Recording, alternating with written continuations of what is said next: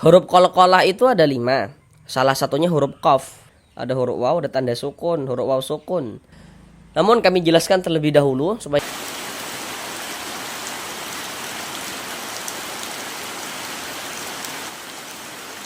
Assalamualaikum warahmatullahi wabarakatuh.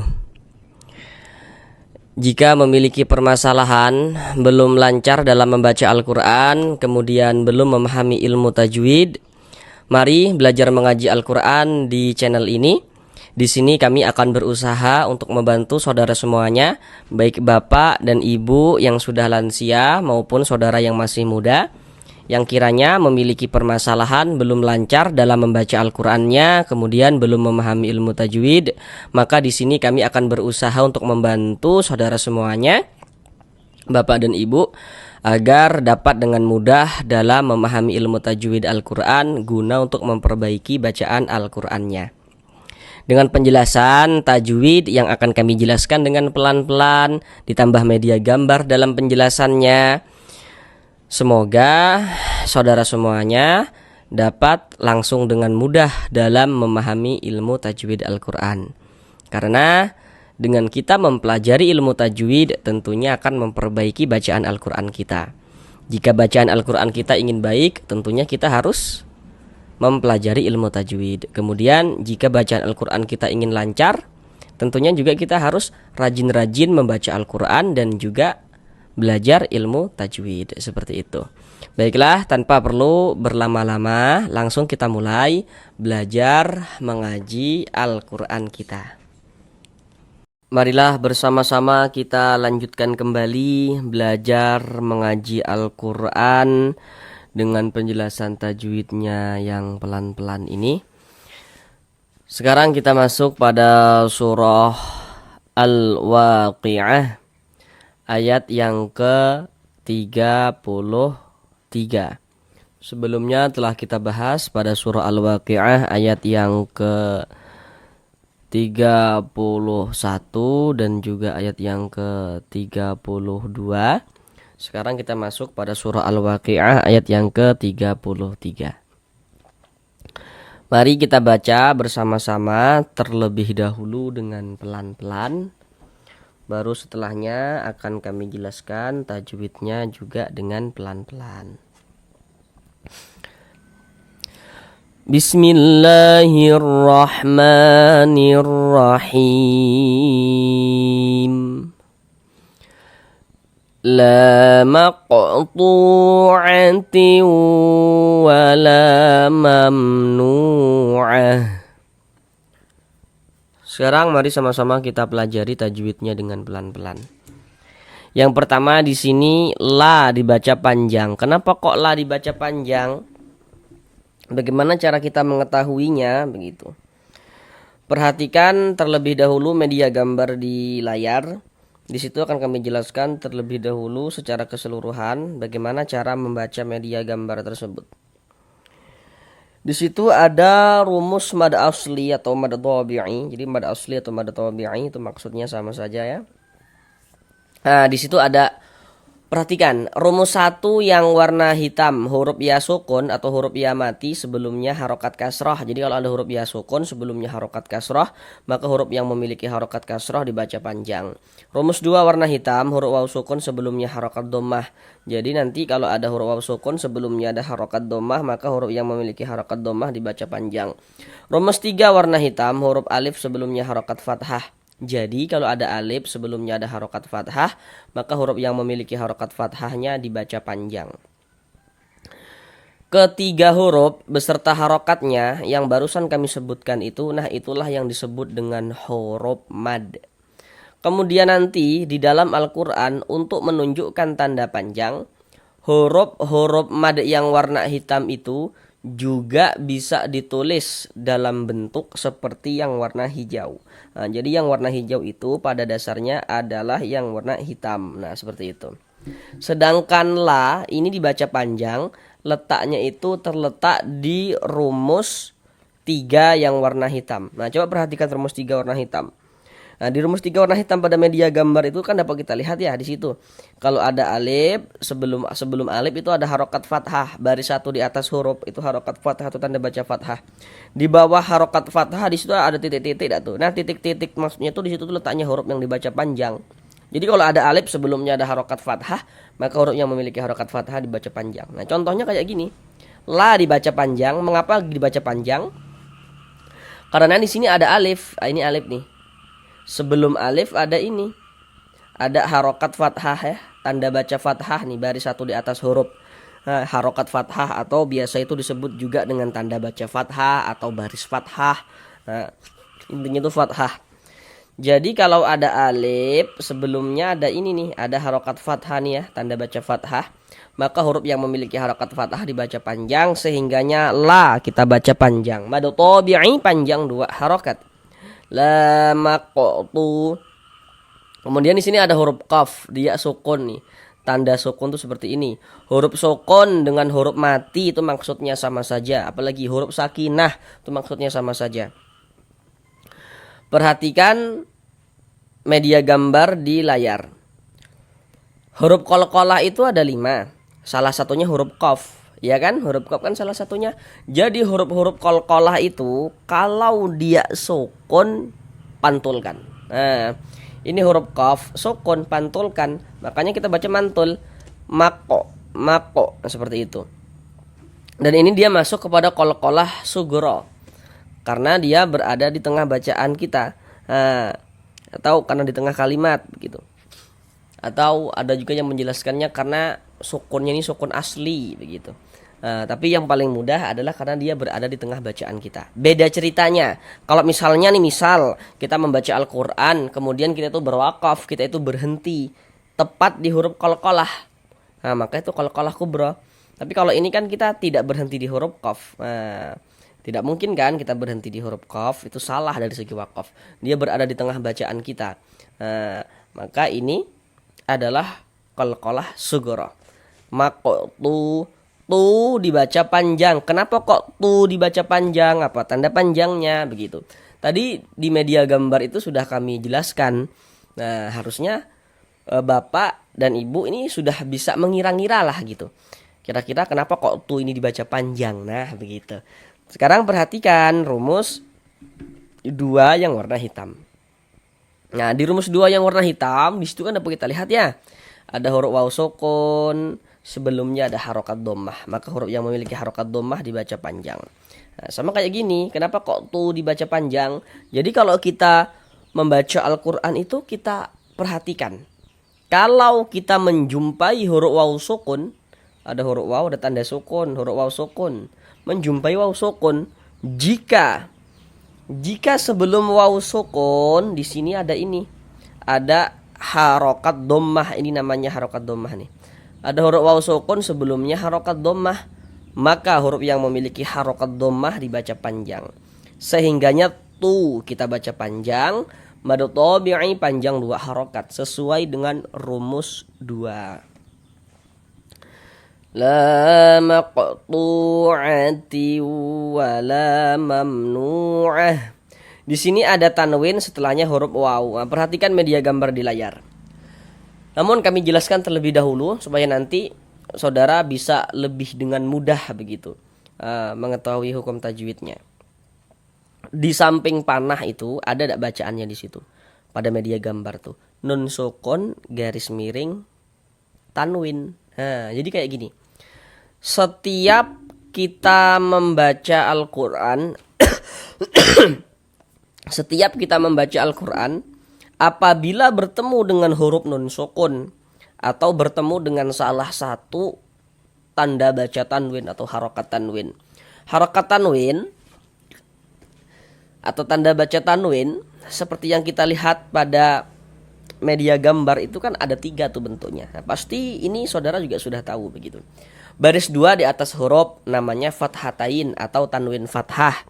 Nanti ada baris 2 letaknya di bawah huruf namanya kasrotain atau tanwin kasroh. Dan yang satunya namanya dhammatain atau tanwin dhammah. Jadi kalau kita sedang membaca Al-Qur'an, setiap bertemu dengan huruf nun sukun atau setiap bertemu dengan tanwin, maka di situ akan terjadi hukum tajwid. Jadi kalau ada nun sukun atau ada tanwin, di situ terjadi hukum tajwid. Untuk menentukan hukum tajwidnya, perhatikan huruf setelahnya. Jadi setelah nun sukun atau setelah tanwin itu ada huruf apa? Ketahui hurufnya, maka kita bisa menentukan hukum tajwidnya. Contoh tuh seperti ini. Ini tanwin. Setelahnya adalah huruf waw. Nah, huruf waw ini huruf apa? Harus kita ketahui supaya kita bisa menentukan hukum tajwidnya. Seperti yang kita lihat pada media gambar di layar itu, huruf waw termasuk huruf idgham bi gunnah. Jadi, kalau ada nun sukun atau tanwin yang bertemu dengan salah satu daripada 4 huruf yang di samping itu, maka hukumnya adalah idgham bi gunnah. Idgham bi gunnah. Cara membacanya dibaca dengan cara memasukkan, kemudian disertai dengan gunnah. Yang dimasukkan itu apanya, begitu kan? Bunyi tanwinnya dimasukkan ke huruf waw. Ini kita baca atiu. Jangan dibaca atin, atin wala, jangan. Tapi dibaca atiu wala seperti itu. Jadi di bagian tiunya itu suaranya itu kita tahan, kita masukkan ya, kemudian kita tahan, kita panjangkan sepanjang 2 harokat, kita gunnahkan.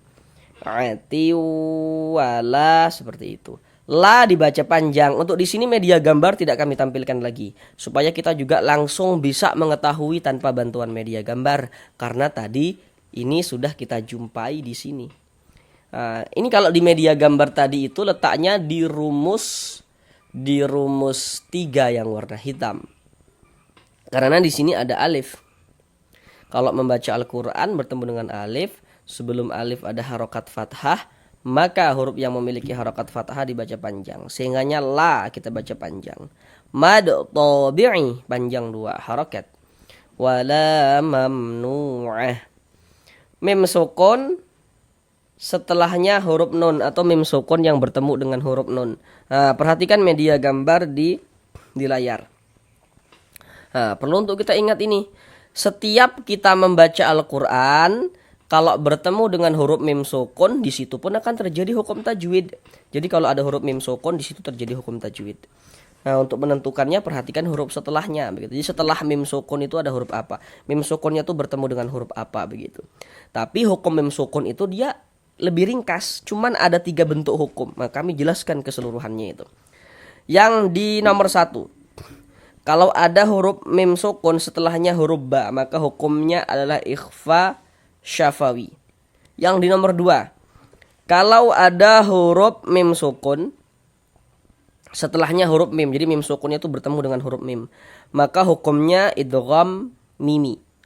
Yang nomor 3 itu, yang nomor 3, di situ ada bacaannya izhar syafawi. Izhar syafawi. Nah, itu tulisannya tuh kalau dalam bahasa Indonesia itu idhar tulisannya. Cuman di sini kami buat tulisannya itu sesuai dengan penyebutan Arabnya saja, izhar begitu. Karena nanti kalau kami buat pakai huruf D ditulis idhar, khawatirnya nanti kalau yang pemula-pemula malah bacanya idhar bukan izhar. Maka kami sesuaikan dengan penyebutan saja begitu. Itu izhar syafawi dalam kurung selain mim dan ba. Nah, maksudnya selain mim dan ba itu bagaimana begitu kan? Nah, jadi kalau ada huruf mim sukun setelahnya itu bukan huruf ba atau bukan huruf mim. Jadi mim sukunnya itu tidak bertemu dengan huruf ba, tidak bertemu dengan huruf mim, maka semua hukumnya namanya izhar syafawi. Jadi ada huruf mim sukun bertemu dengan huruf apapun itu selain daripada mim dan ba, maka semua hukumnya namanya izhar syafawi. Nah, ini huruf mim sukun nih, setelahnya adalah huruf nun. Mim sukunnya bertemu dengan huruf nun. Di sini huruf nun, bukan huruf ba, bukan huruf mim. Maka berarti hukumnya izhar syafawi. Maka dibaca jelas, tidak berdengung, baca pendek saja. Mamnu'ah, seperti itu. Nu dibaca panjang. Kenapa kok nu dibaca panjang? Untuk di sini media gambarnya tidak kami tampilkan lagi, karena tadi sudah kami tampilkan dengan detail. Penjelasannya sama dengan tu ini tadi. Nah, pasti di sini saudara sudah tahu kenapa kok nu dibaca panjang, apa tanda panjangnya begitu. Kalau di media gambar tadi itu di rumus 2 yang warna hitam. Kalau kita membaca Al-Quran lantas kita menjumpai huruf waw sukun, ada huruf waw, ada tanda sukun, sebelum waw sukun ada ini, ada harokat dhammah nih. Ini namanya harokat dhammah atau tanda baca dhammah. Maka huruf yang memiliki harokat dhammah ini dibaca panjang. Sehingga nu kita baca panjang. Mad tabi'i panjang 2 harokat. Mamnu'ah. Ini kalau kita berwakaf berhenti di sini kita baca mamnu'ah. Jangan dibaca mamnu'at, jangan. Mengapa begitu? Ini namanya huruf ta marbuthah. Huruf ta marbuthah itu dapat kita kenali yakni dengan bentuk yang seperti ini. Di atasnya huruf ta, di bawahnya huruf ha. Jadi kalau ada huruf di atasnya huruf ta, di bawahnya huruf ha, maka itu huruf ta marbuthah. Dan kaedah cara membaca huruf ta marbuthah, kalau kita berwakaf, kalau kita berhenti tepat di huruf ta marbuthah, maka dia menjadi huruf ha.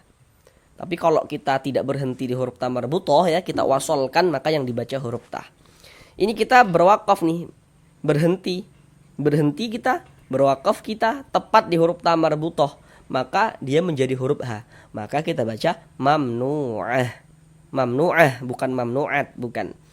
Kalau berwakaf jadi huruf ha. Tapi kalau misalnya kita tidak berhenti di huruf ta marbuthah ini, mamnu'atin dan seterusnya, langsung kita baca, langsung kita wasolkan, maka huruf ta yang dibaca. Tapi kalau kita berhenti, maka huruf ha lah yang dibaca, seperti itu. Nah, di atasnya huruf ta, di bawahnya huruf ha, itu namanya huruf ta marbuthah. Kemudian di sini ada tanda wakaf, bentuknya itu lam alif. Nah, ini wakaf mamnu'. Jadi maksudnya itu dilarang untuk berwakaf. Akan tetapi kalau kita menjumpai wakaf mamnu' itu terletak di akhir suatu ayat, maka tidak apa-apa kita berwakaf. Cuman kalau wakaf mamnu' ini terletak di tengah ayat, maka kita dilarang untuk berwakaf. Tapi kalau misalkan wakaf mamnu' ini terletak di akhir suatu ayat ya, ini kan di akhir ayat kan, di akhir ayat ke-33 daripada surah Al-Waqiah ini kan, maka tidak apa-apa kita berwakaf di sini begitu. Kalau wakaf mamnu' ini terletak di akhir suatu ayat. Karena ada keterangan bahwasanya Rasulullah Shallallahu alaihi wasallam itu ketika membaca Al-Qur'an, beliau berwakaf di tiap-tiap akhir suatu ayat seperti itu. Maka tidak apa-apa kita berwakaf di wakaf mamnu' ini jika dia terletak di akhir suatu ayat. Sekarang mari kita baca bersama-sama sekali lagi dari awal. La maqtu'ati wa la mamnu'ah. Sampai di sini belajar mengaji Al-Qur'an kita. Jika ada hal yang kiranya belum dipahami dari apa yang kami sampaikan, masih bingung dari apa yang kami sampaikan, maka tulis saja pada kolom komentar. Nanti kami bantu jelaskan kembali. Jadi di sini kami berusaha untuk membantu saudara semuanya yang belum memahami ilmu tajwid agar bisa segera paham ilmu tajwid supaya guna untuk memperbaiki bacaan Al-Qur'annya begitu. Kami akan bantu sesuai kadar kemampuan kami yang telah Allah berikan, yang telah Allah titipkan kepada kami. Kami akan bantu semaksimalnya begitu. Terima kasih. Assalamualaikum warahmatullahi wabarakatuh.